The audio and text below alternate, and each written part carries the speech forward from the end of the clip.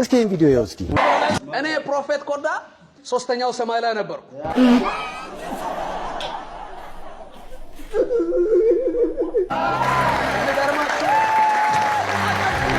ቪዲዮ ይቀርታ አድርግልኝ። የጭብጨባ ከፋቱ ወረርሽኝ እኮ ይጋባል። እና እዛ ባለውበት ሰዓት ሐዋርያው ጳውሎስን በአካል አይቼዋለሁ። በጣም እንጂ ጴጥሮስን ፊት ለፊት አይቼዋለሁ።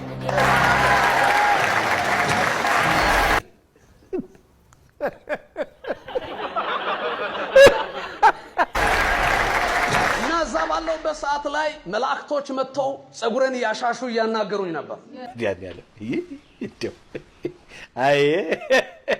አይ እንደው ተይስ የሚገርማችሁ በአብ ቀኝ ከሄድኩ በኋላ እንኳ የኔ ማረፊያ ሰኪውርድ አድርጌ ነው የመጣሁት። አሁን ግን እንደው ትንሽ ወደ ላይ ልሽና አላልክ?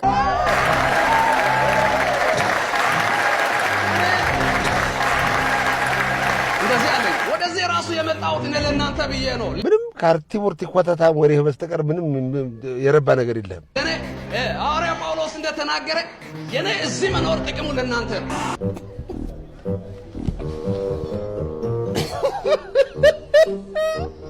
ለበራለት ሰው ይናገራል። ሶስተኛ ሰማይ ማለት ምን ማለት እንደሆነ ለሚገባው ሰው ይገባዋል። በጣም እንደው ግርም